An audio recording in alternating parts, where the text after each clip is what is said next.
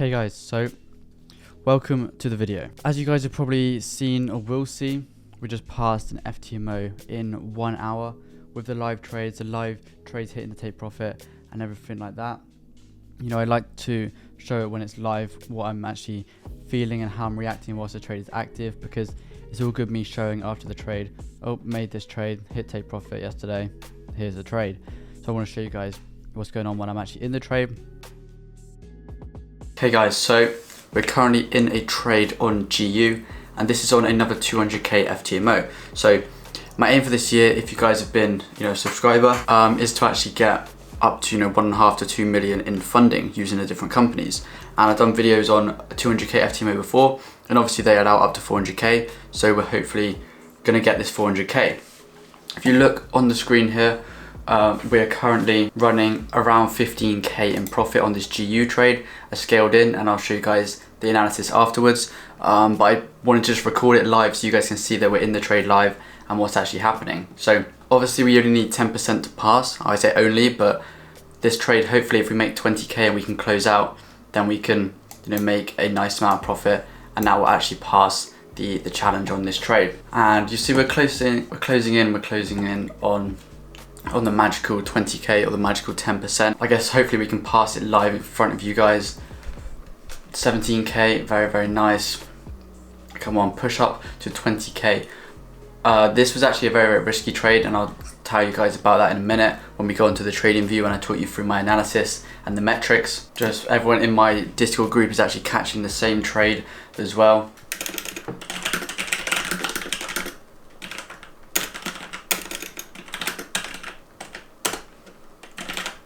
Hopefully we can get that push now.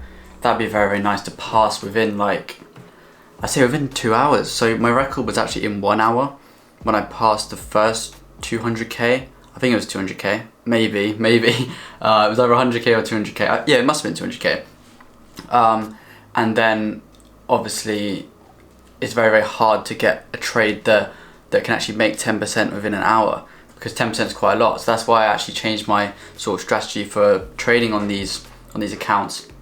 And that's what you're seeing now with the multiple entries. 17k, let's go. 18k, oh yes, 18k. Can we get the nice 20k to pass the FTMO within, I don't even know how long. 19k, come on, give us the push above 20k. That's what we want to see here. Here we go. We've got to be careful here. We don't want to close it just under 20k, which I've done a lot in the past. And I do actually have this entered on my personal account and my funded accounts as well. So it's not just on this account.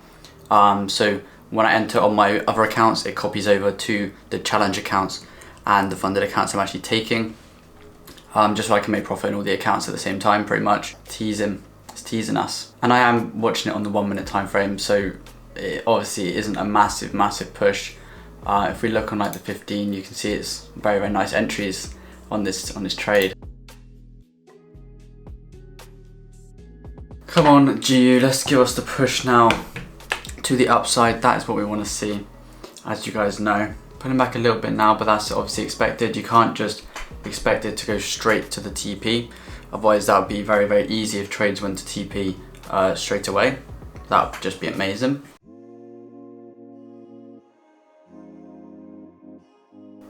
GU pulling back a bit now, is what it is. Okay guys, so it is in moments like this where you lose half your profit. You're $500 away from passing an FTMO challenge within an hour, that you either quit trading and go back to working a job, or you just stack more positions. I was just thinking about adding more positions, but then I was like, I'm not gonna be stupid. I'm gonna remain calm. Trade is there, stop loss is set, take profit set.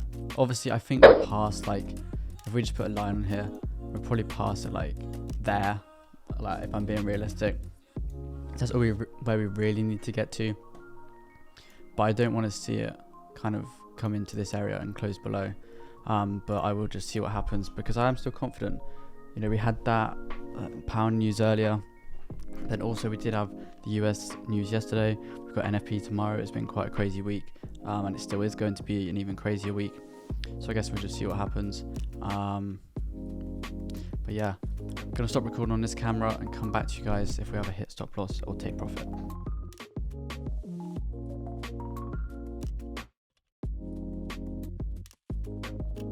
Here we go, boys. I literally left for about a minute, 2 minutes. We've already started pumping back up to the upside. Hopefully, this is now when we get the push. You know, if the Forex gods are real, this will hit TP. And you guys know that if it works, I'm not liking that pullback. But yet again, we are on the 1 minute time frame. We got to just remember that. We go on like the 15. It's still looking very, very nice. It's looking very, very bullish. But yeah, it's part of the plan. It's part of the plan. See what happens. We need that nice push to the upside. Nice push to the upside. Let's hope. Here we go, guys. Here we go. It's about time. We're gonna pass. Did it just tease me like that? Yes, it did. Oh my god. I've got a feeling we are gonna push to the upside though. You know, based on 15-minute close was very, very nice. Which I'll show you guys in a minute. Just leave this on the screen for the time being. Come on, that wick is teasing us. I'm teasing. It's actually tapped the red line and dropped. This is interesting.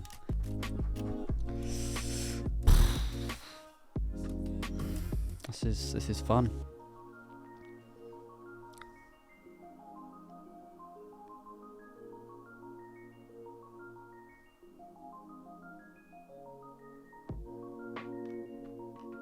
I'm not even going to say it's getting close this time because I'm just going to say it's not getting close. Maybe if I act like I'm not happy to see it go up, then it will actually go up. I really don't want to see price go and hit my TP. I really want to hit stop loss on this trade. You know, it would actually just be a real shame if price went to 1.12241. I'd just hate it if that happened. Come on, here we go. Here we go, the final push. We have passed the FTMO challenge very, very easily. You know, within, let me look how long that took. So it took us 1 hour and 30 minutes. It took me 1 hour 30 minutes to make 10%, which is very, very nice. And yeah, gonna cut the cameras, gonna go through the metrics, go through the trading view on why I actually bought. And I'll catch you guys when we do that. And now I'm actually going to go through the metrics for the actual trade. So you guys can see here, FTMO have actually updated their thing, so you can see the profit line and the max loss line. Obviously, we didn't have any losses. We had 0 losses from 3 trades. So 3 wins, 3 trades, 100% win rate. Absolutely lovely. 41 lots. People could probably say, oh, you're using too many lots. I did a whole video on this, I'm pretty sure, on how I actually scale in. So I will show you the trading view in a minute and how I scale in. It'll make a little bit more sense just for you guys. So yeah, we had 16 lots, 8 lots, and 16 lots. And this was using my scaling plan that I use only on funded challenges. I don't use this on my personal account. I don't use this on my funded accounts. I will only use it on the challenge and verification phases of these, you know, prop firms and accounts like that, just because it's not like it's the end of the world. Like, let's say it was your last £900 to buy this challenge, I think it was. You're not going to want to risk 5% or like 3 or 4% on a single trade. That would be quite stupid. But I think I've risked like 2.5% or something like that on this trade. And obviously to make 10%, we still made a 1 to 4, which is, you know, pretty nice at the end of the day. So we risked 2.5%. Including the scaling, so that the whole position was 2.5%. Before the scaling, I was only risking 1% for obvious reasons. Scaled in and scaled in again to make the total risk around 2.5%.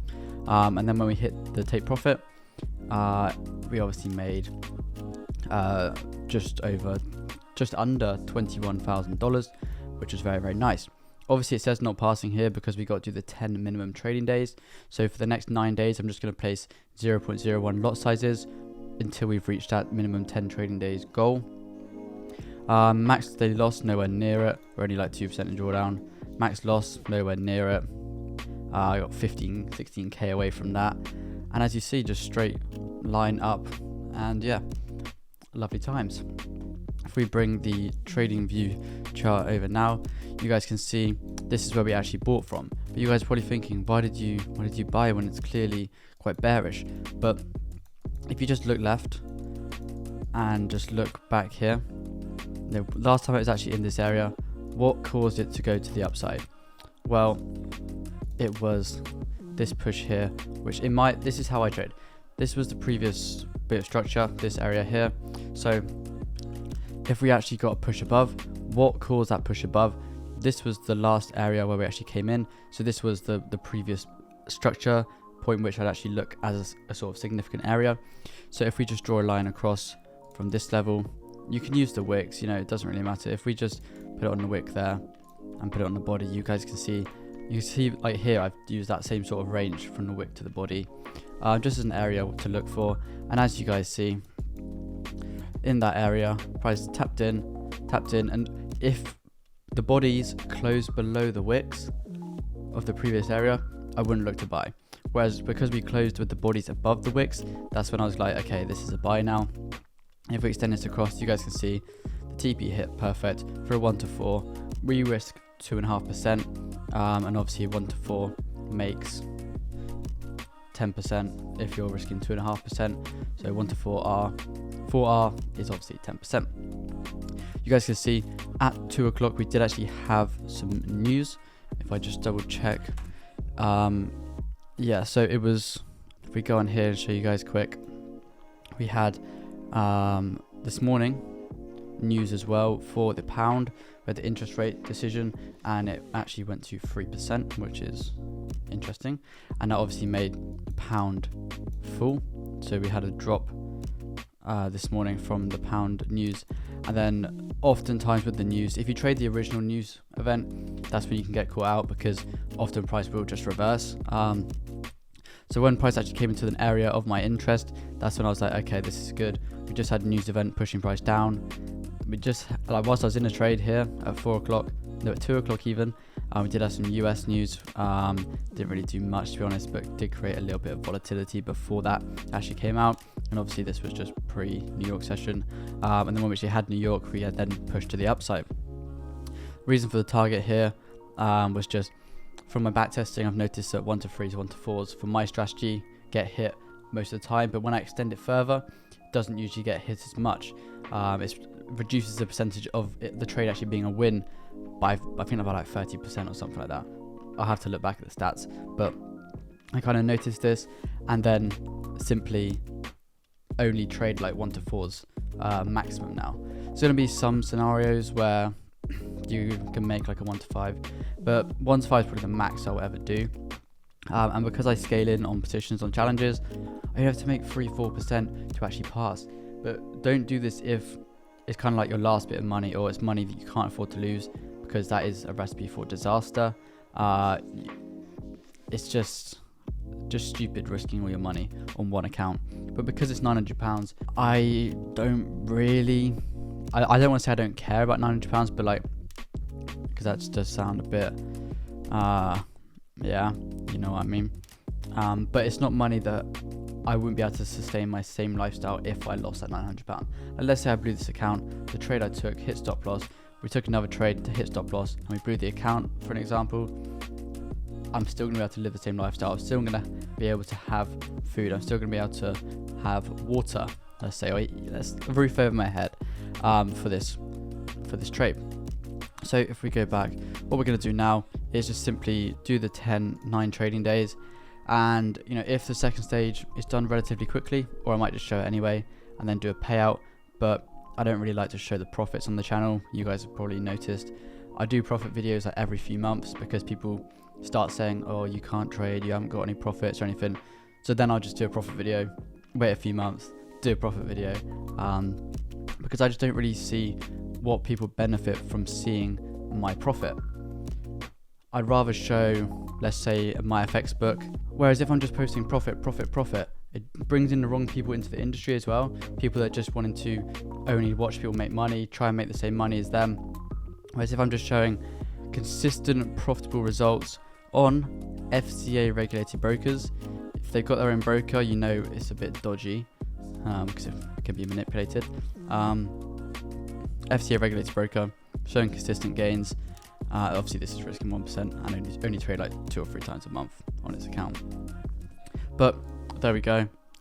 If you guys did enjoy, like and subscribe, and I'll catch you guys in the next video.